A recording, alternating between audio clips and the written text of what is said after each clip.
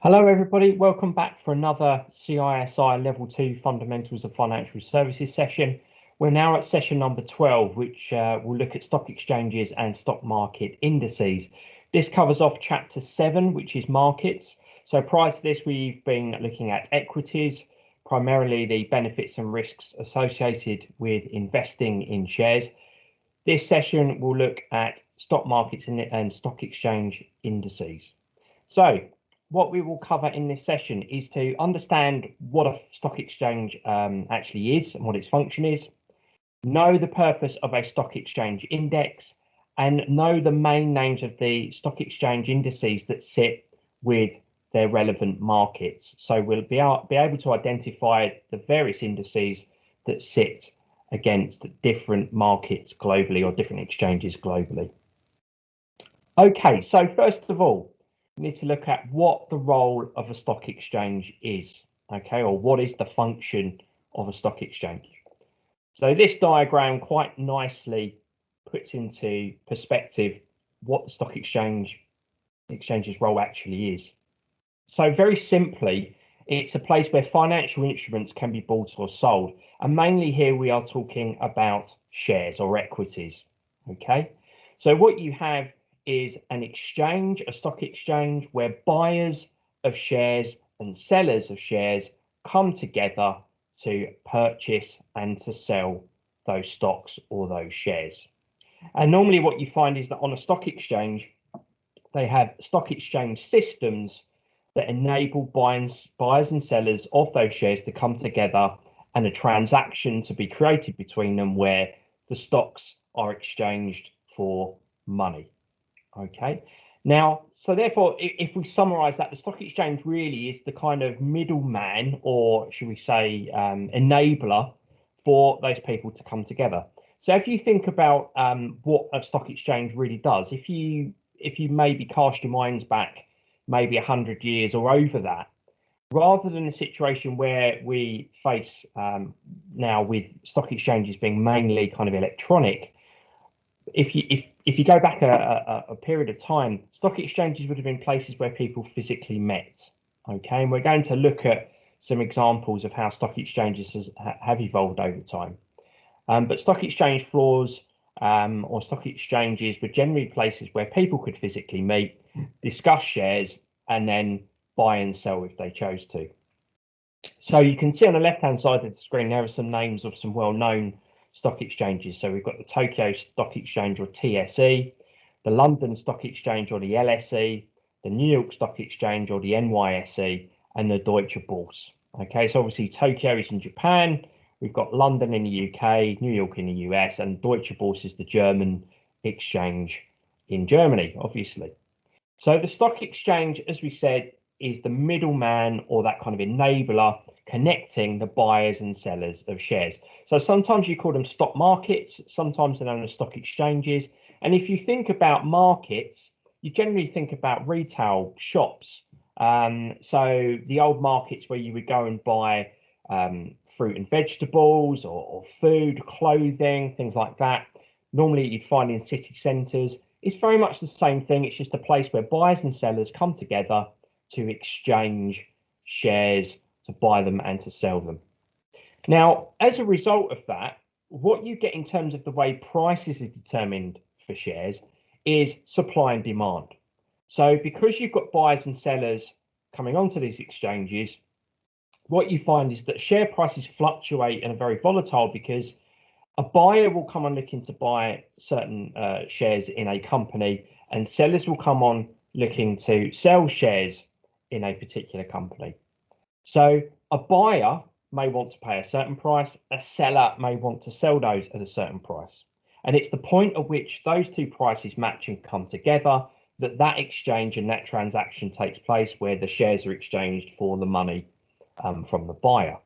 So supply and demand, or the market itself, is what determines share prices. Now, obviously, with companies, share prices also fluctuate because different things might be happening and going on around that company, whether that's something to do with the board, external issues that have been going on economically, or internal issues within the company where maybe something has happened.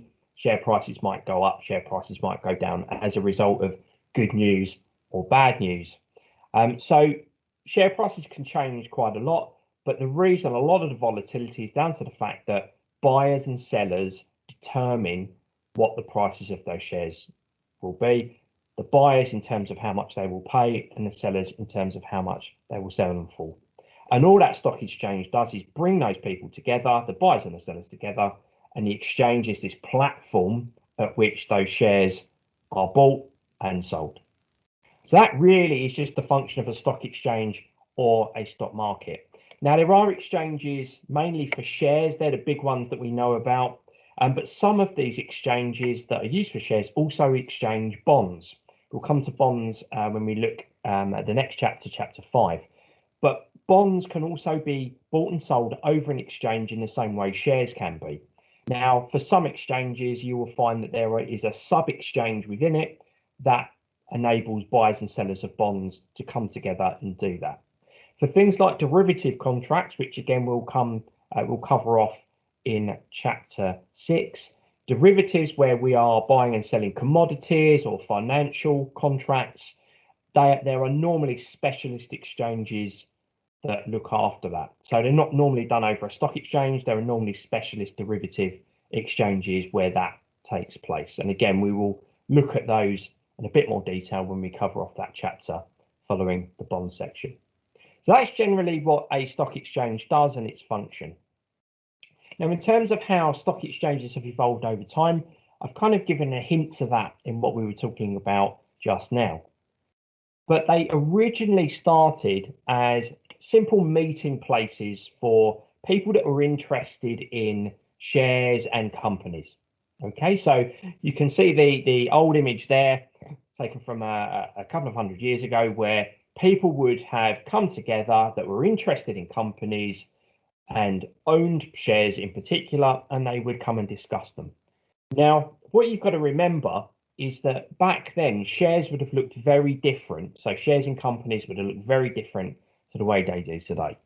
So today they're generally traded electronically, and you don't see anything. There's nothing tangible, something you can feel or touch or see when you're trading. Okay, it's just the money leaves, and then your name is placed. If you've bought the shares, your name becomes the owner of those shares. Okay, and that's a lot of that's done electronically now.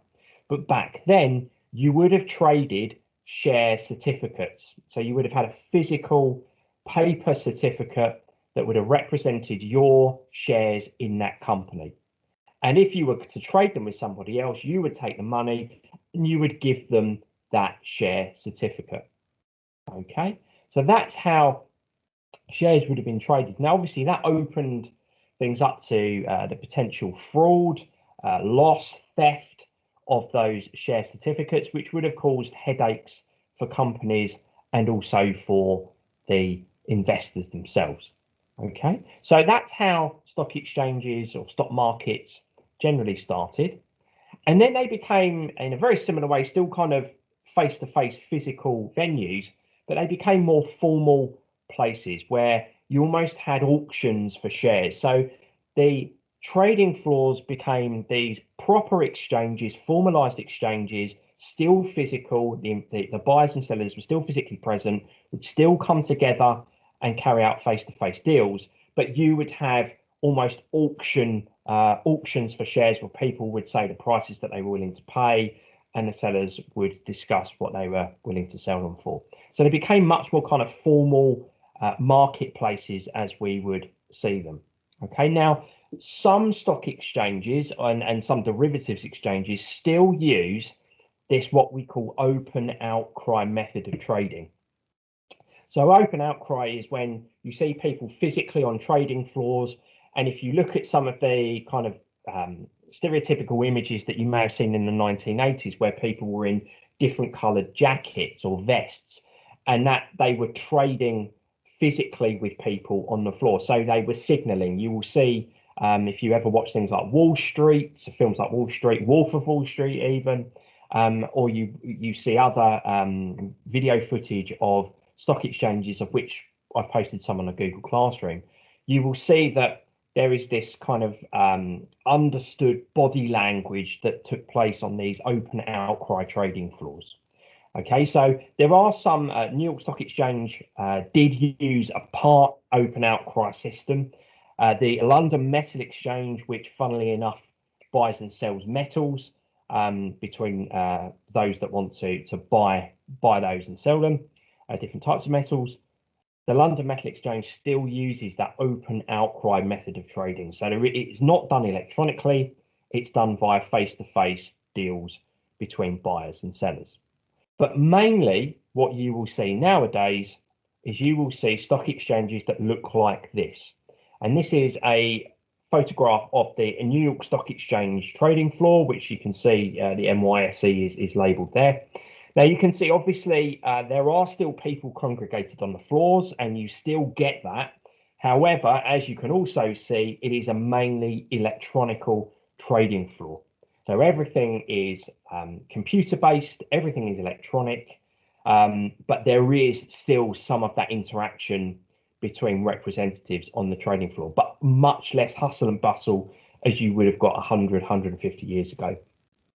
And what you now get are stock exchange systems, electronic systems that work in these exchanges. And what you find is that what you call member firms, so these might be stockbrokers, big institutional investors like pension funds, insurance funds that we've spoken about before, or investment banks. So you get all of these either or even private traders, if you like, but they're registered on the stock exchange, they're registered on the systems, and it enables them to be able to upload or instruct electronic sales of shares or electronic buys of shares, so orders of shares, if you like, so buy orders and sell orders.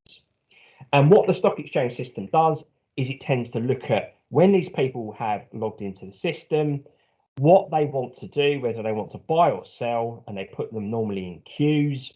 And then what they do is look at the price that they want to sell them at and the volume of shares. And then it will see, the system will see if it can automatically match buyers to sellers. Okay, so the example I've given you is very much how the SET system or stock exchange trading system works on the London Stock Exchange, where buyers and sellers are put into virtual queues and they are then matched depending on the prices that they want to buy and sell at. And if there isn't a match, you have to wait until someone matches or move the price that you are willing to buy or sell those shares at. So that gives you a general overview, a very basic overview of how stock exchanges or stock markets have changed over time. Okay, and they've become, as we said, much more virtual trading platforms. Everything is done via computers, and that is how shares tend to be bought and sold via electronic dealing systems or electronic trading systems. But there are some of these exchanges which still take part or facilitate open outcry trading, where there's that physical meeting of buyers and sellers, and you have this, as we said, this kind of body language and signs that are used to want to perform different tasks or sell at a certain price or buy at a certain price, or put orders in. Okay, so that gives you that brief overview of stock exchanges. Okay, so we now come on to what we mean by some of the kind of more well-known exchanges across the globe. Okay, so we're just going to talk about some of the main ones that you may need to know when you are looking at taking your exam. So, as we've already said, one of the main exchanges you have globally is the New York Stock Exchange, which is obviously in the US, in New York. If you've ever seen the film The Dark Knight Rises, a Batman movie, where Bane played by Tom Hardy, goes into a stock exchange to upload some data, and he kind of takes the floor hostage. That was actually filmed at the New York Stock Exchange. Now, the big thing to note about the New York Stock Exchange is that it's really the #1 stock exchange globally for the trading of shares, and it's the biggest in terms of market capitalization. So if you remember when we spoke about dividend yields and calculating that, market capitalization is the value of the shares in a company. So we would take the volume of shares for a company, number of shares, times it by the value to give the market capitalization. So what we're saying here is, in terms of the value of shares traded on the exchange, New York Stock Exchange is the biggest in the world. So it's a very significant, the most significant exchange. Then we've got the biggest exchange in Europe, which is the London Stock Exchange, on the LSE, and this is obviously in London in the UK. And this is the biggest in Europe and the most international in terms of the companies that are traded on that exchange. So stocks in the most international companies. So many of them are not UK-based companies, many are based overseas. So these companies are often international in nature. So the LSE is seen as this very international exchange, but it's also the biggest exchange in Europe. Some of the other ones that it's good to know about, you have the Abu Dhabi Securities Exchange, or the ADX, which is based obviously in Abu Dhabi in the United Arab Emirates. Okay, so Abu Dhabi is one of the UAE. So the Abu Dhabi Exchange is located there, and as we said, known as the ADX. You also have the Singapore Exchange, or the SGX. Again, Singapore, a big financial hub in Asia. So this is in Singapore, also, as we said, known as the SGX. You have the Colombo Stock Exchange, which is based in the capital of Sri Lanka. That is known as the CSE, or the Colombo Stock Exchange. You have the Johannesburg Stock Exchange, or the JSE, which is obviously in Johannesburg in South Africa, known as the JSE, as we said. And then finally, the other one to be aware of is the Tadawul, which is based in Saudi Arabia. And that is, again, another large exchange in that area of the world. So these are some of the main exchanges that you really need to know about for the exam. Most countries have their own stock exchanges. So whether you go to, say, Germany, Deutsche Börse, in France, wherever, Europe, other countries in Africa will have their own stock exchanges. Okay, so most countries have their own markets where shares and possibly other financial instruments such as bonds can be traded between buyers and sellers. So these are the main exchanges that you need to know about for this qualification, but just be aware that there are other stock exchanges that you can find worldwide. Okay, so now we move to something known as stock exchanges or stock market indices. Okay, now you will have come across stock market indices, or you would have come across examples of an index or indices, probably without even knowing it. But things like the retail price index or the consumer price index, the RPI or the CPI, these are both ways that we measure inflation in the UK. Okay, and the difference here is that one of them takes into account house prices where the other one does not. Okay, now if you cast your minds back to the session we did about central banks, and we covered the Bank of England and its role in setting the base rate of interest, and that was to control inflation. They monitored, the Monetary Policy Committee monitored the consumer price index to see whether or not interest rates should be left as they are, increased or decreased. These are examples of indices. And the way the retail price index and consumer price index work is that they use something called a basket of goods. So it's a general measurement of inflation. And what will happen is people will go out, it's collected by the Office for National Statistics, or the ONS. People will go out and they will monitor prices of particular goods and services that they can, that's on a list or this basket of goods that they will be comparing. And they look at how those prices have changed over the course of that period of time. So they will have had the prices that they found out for the previous month. They then go and look at that the month later, and they see whether those prices have increased or they've decreased. Now, some items in that basket are more heavily weighted and have a bigger influence than others. But then what they do is they aggregate all of those prices together and they convert them into basically a score or an indicator. So instead of it being measured in pounds, the index will be measured in some sort of score, okay? And that will translate into whether prices generally have gone up or have gone down. And the same applies to a stock market index. A stock market index is basically when you aggregate the share prices of a number of companies that might be on a particular stock exchange or have something in common. It doesn't have to be one type of company, it can be different types of company. And it allows you to get an idea about whether share prices generally in that market or that segment of the market have changed over a period of time.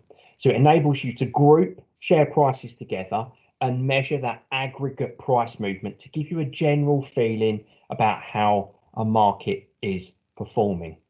Okay, and this is obviously very useful to investors. Now, one of the tasks that I asked you to do before this session was to have a look at a couple of or 3 share price charts and compare them to the FTSE 100 index, okay, for the same period of time. So what we had were 3 share price charts for 3 companies that sit within the FTSE 100, okay? So we've got Barclays, BP and Vodafone. So we've got financial services, energy and telecommunications. And we're comparing that to this chart for the FTSE 100. Okay, so they measure the share price movements of those 3 companies over the same date and the same time. So really, we're kind of looking here from market open until about 12:30 in the afternoon. Now, the first thing I asked you to do was look at, on those share price charts, where would you buy and where would you sell those shares if you were going to potentially buy and sell them in that short period of time. Now, it's kind of an unrealistic task because, as we've previously said about investing in shares, it's a long-term game. So it's unlikely, unless you were able to make huge gains, huge capital gains in a very short period of time, you'd be unlikely to buy them and sell them within the space of a few hours. But what I'm doing here is just kind of using some examples of what we call technical analysis that traders may undertake or an analyst may undertake, as to view some of the patterns in share price data that can sometimes be used to indicate whether or not to buy or sell. Now, this is only very basic. Don't take this as a surefire way to identify patterns and trends and make decisions off the back of this. This is just giving you examples of how simple techniques that some people may use to make decisions whether to buy or sell. So if we were looking at Barclays, we did say that the prices, you should look at this between 9:30 a.m. and 12:30 p.m. So if you were looking for, so here's where kind of 9:30 sits here. So if you were looking for a place to buy the shares, then you would probably buy them there for Barclays. And at the top there, when we get to just before 10:30 a.m. So really, for the buy point, you are looking for the lowest possible price in that period, and for when you would sell them, the highest possible price.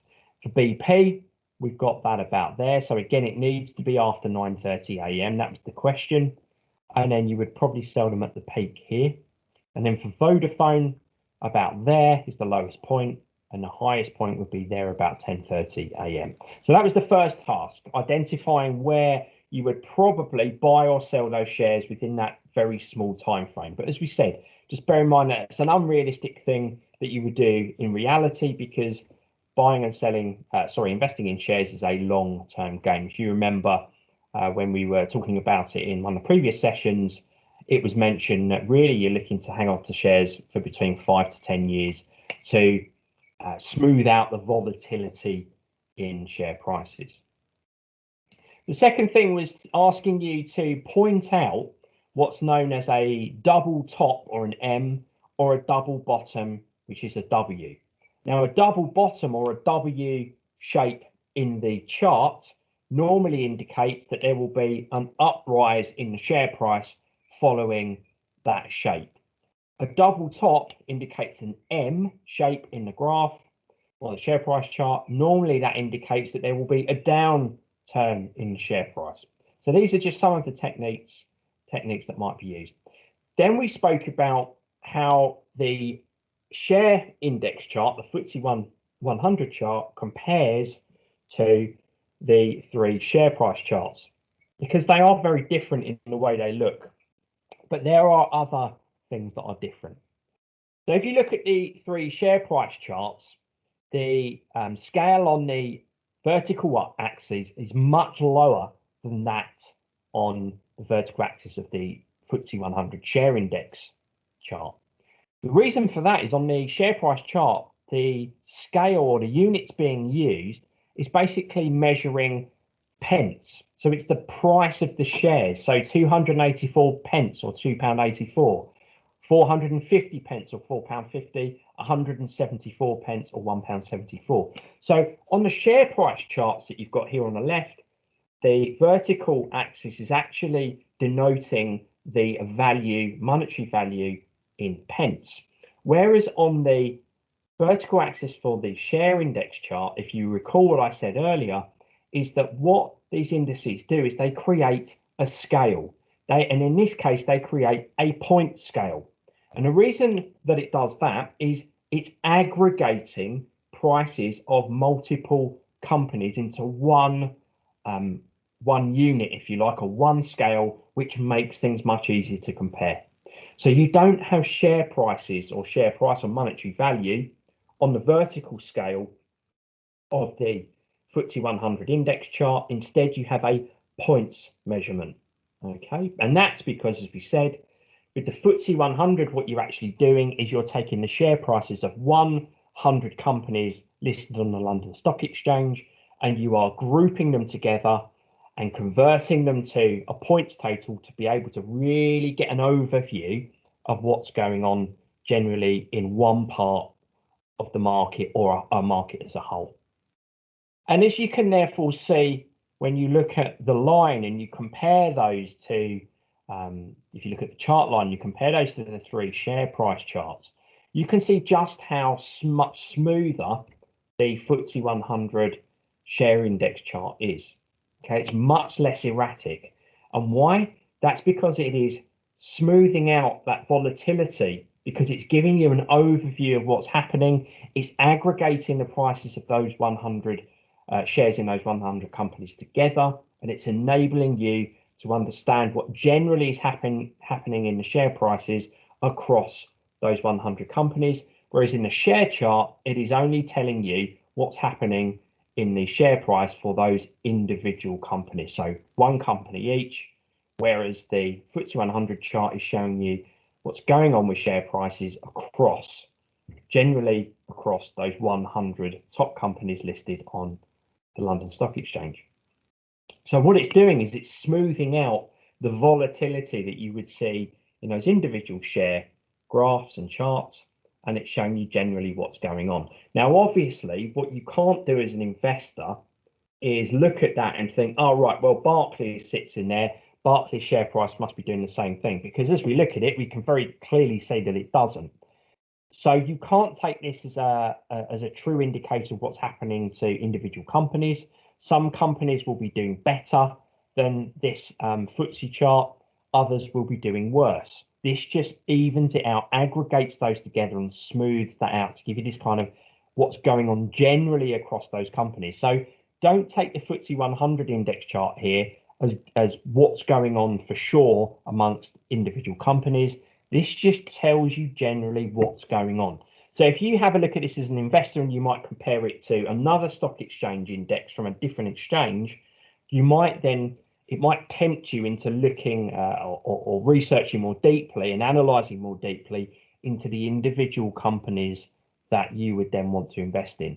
Now, this is kind of what's called a top-down approach when you're looking at investing in funds. So some investment funds use a top-down approach when they are choosing which companies to invest in. So they look at kind of macroeconomic performance first. So they might look at what's going on in the country. They may then drill down to these stock exchange indices, and then they may then look at individual share price charts to have a look at those companies, and then research their accounts, look at the board, look at their annual reports, all of those things before they then make a decision about what they will invest in. So again, the share index charts, or a share price index, gives a very general overview of what's happening in a market in terms of the movement in share prices. So it gives a general overview of performance in the section of a market or a market overall. So from that, we can take it that the purpose of a stock market index is just to provide a snapshot of how share prices are performing in a particular stock market or across several markets. So it measures those price movements and it calculates that aggregate price movements across a number of companies in one go by giving a single figure, normally a points figure, for ease of comparison. So you can then, as an investor, compare exchange to exchange, or you might compare within one exchange, different companies in different industry sectors. It enables you to do a lot of comparison and gives you those kind of general indication of maybe decisions you might want to make as an investor before going on to doing more research and analysis. So as we said, the benefits of that to shareholders or investors is that it allows them to gauge the overall performance of the market. So this isn't easy to do, as we said, when you look at individual share price charts, when you look at individual companies, because they are doing their own thing. But when you group them together, and you can chop that up in different ways, which we'll show you in a moment. But when you look at those together, it gives you that overall that overview of what's going on. And it smooths out those anomalies that you would get in the share price charts, that volatility, to give you a consistent picture of the mood of the market. The other thing that share price or stock market indices are used for is it acts as a benchmark for investors. So it allows them to compare, but for those working in investment management, it also allows people to compare the performance of their investments against the benchmark. So you can compare how the FTSE 100 is performing against your portfolio of investments. So for some investment funds, these stock market indices are used as a benchmark in order to see whether their portfolio of investments that they've made outperforms it or underperforms it. You get some investment funds that are known as exchange traded funds, or ETFs, or tracker funds. Those funds basically mirror and copy what happens in a stock market index. And what I mean by that is, if you buy into an exchange traded fund or a tracker fund, and say the index that it's linked to is the FTSE 100, what that fund does is it only invests in shares in the FTSE 100 companies. So the performance of that portfolio of shares that you've invested in will mirror what's going on in the FTSE 100 index. So that's a lot less risky because you're just going along with what's happening in the market. That also means a lot less work for investment managers because they don't need to keep buying and selling shares constantly. Once you've got that portfolio and that basket of shares, you then only need to sell shares or buy them if they drop off or enter the FTSE 100 as it changes over time. So as I said, stock market indices can change things up and cut things up and slice things up in different ways. So what kind of things can you make stock market indices out of, or what kind of companies? Well, you can take a selection of shares from a single stock market. So the FTSE 100 that we've spoken about is an example of a selection of shares from the London Stock Exchange. So that's 100 companies taken from one exchange, okay? So you can often get them classified by market capitalization, so the size of the company, the value of the company. So if we take the FTSE 100, that's the top 100 companies listed by market capitalization. So that's the 100 most valuable companies in terms of their shares. And different exchanges will have different indices that link to them. You can get indices where you can take selections of shares from several stock markets around the world and aggregate them that way. So it doesn't just have to be all shares from one stock market or stock exchange. You can again slice that up and have different shares from different stock markets in an index. You also get indices which will look at shares of companies that fit into the different market capitalization categories. So generally, companies that are regarded as small cap are those that have a value that's at the lower end of the spectrum. Mid cap or mid capitalization companies are those kind of in the middle, and large cap companies are those big, huge PLCs that are worth a lot of money. So those would be the FTSE 100 companies. You can also slice things up via industry type. So you might group shares together based on the industry that they exist in to get an idea on what's going on amongst, say, pharmaceutical firms or utilities firms or energy firms. So you may, if you were looking at pharmaceuticals, you may group GlaxoSmithKline, AstraZeneca, Sanofi, Aventis, or lots of different pharmaceutical firms, and get an idea of what's going on amongst pharma companies. So you can group them and create an index around different industry sectors that these companies exist in. And then the final example you can see on the slide there, we've spoken quite a lot about sustainable investments, ESG, which is that environmental, social and governance investments. So making sure that you only invest in companies that do things in the right way, whether that's following environmentally friendly policies, being sustainable, and being socially responsible. You can look at companies that or create indices that focus purely on share prices in those types of companies as well. So as you can see, stock market indices, there are endless possibilities about how you can split those markets up and analyze the general price movements against certain companies or types of companies. So the other thing you need to know, what the main stock exchange indices that you will find in the UK and around the world. So in terms of what you find in the UK, we've already mentioned one of them, and you may have heard of some of the others because they follow the same naming convention. So the London Stock Exchange has the FTSE indices, of which there are a number of them. So the first one that we've spoken about was the FTSE 100. So again, this is the large capitalization, large cap companies that are traded on the London Stock Exchange. So this is also nicknamed the FTSE, and this includes the share prices of the top 100 companies listed on the London Stock Exchange by market capitalization. So companies in here will be the likes of Barclays, Sky, BT, ITV, EasyJet, the big companies, Vodafone. These are the big companies that are traded, their shares are traded on the London Stock Exchange. They are the 100 most valuable companies by share value. The next index is the FTSE 250. Now, some people think that this is the FTSE 100 plus another 150 companies. It is not. The FTSE 250 is the next largest companies, 250 companies above the FTSE 100. Okay, so this is the next 250 largest. So you could kind of call these the mid cap or medium sized companies that sit on the London Stock Exchange. Now, the FTSE 250 is generally regarded as the more UK centric stock market index.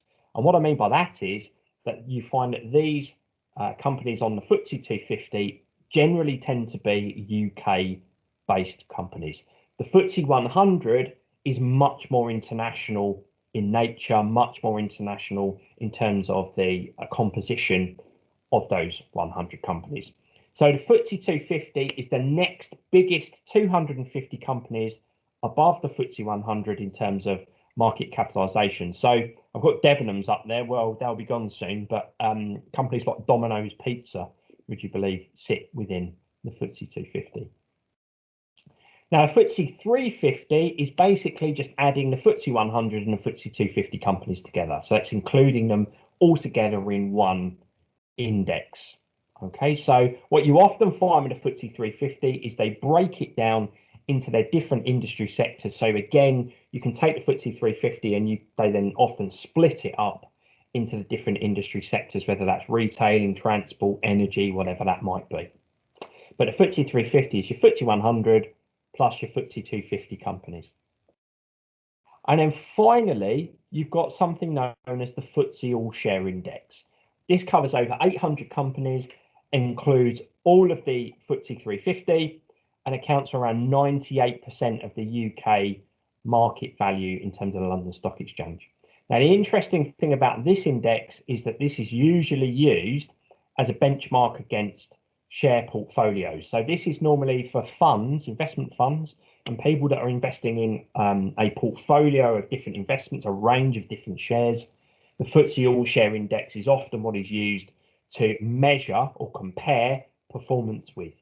Okay, so it takes almost the whole market, 98% of the market, and they compare that to how the shares and other investments that you've got in your portfolio are performing.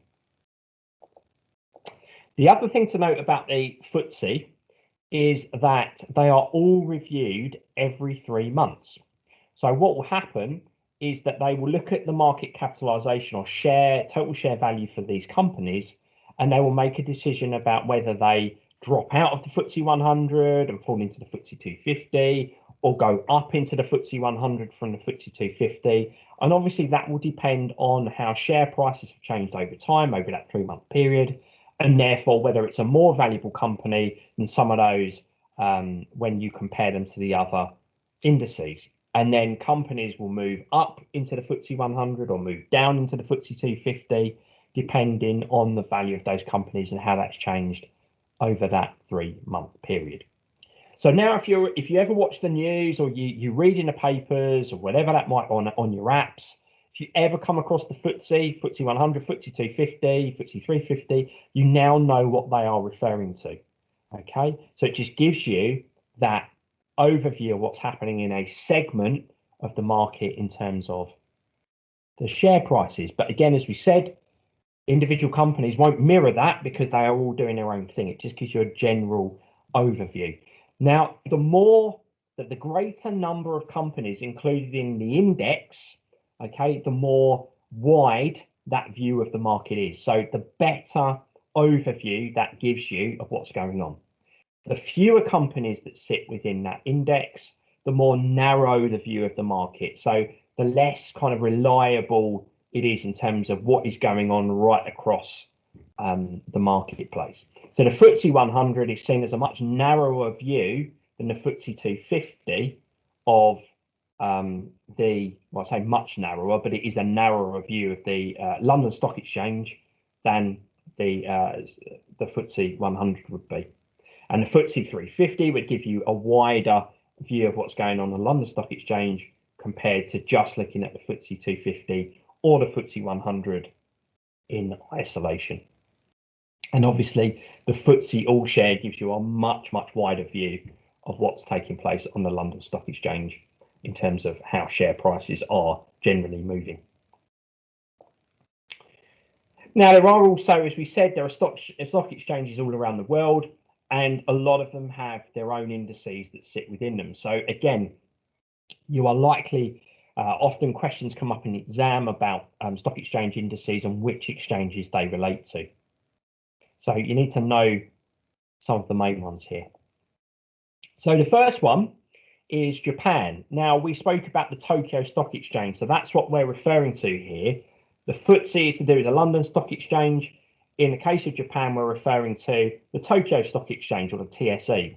Now, Nikkei 225 is, funnily enough, monitoring 225 companies. So the likes of Toyota, Sony, other huge Japanese firms will all sit within the Nikkei 225 listed on the Tokyo Stock Exchange. So this gives a wider view of what's going on in the market compared, say, the FTSE 100. It gives a better view. But the Nikkei 225 is the main index on the Tokyo Stock Exchange in Japan. In France, you have something called the CAC 40. Yeah, it's an interesting name. The CAC 40, funnily enough, looks at 40 companies on the French Stock Exchange. So it gives a very narrow, quite a narrow view of what's going on, but it only looks at 40 companies listed on the French Stock Exchange. So that would be the likes of Citroën, car manufacturers, Sanofi Aventis, a French pharmaceutical firm. So any French companies would be, big French companies will be listed in the CAC 40 index.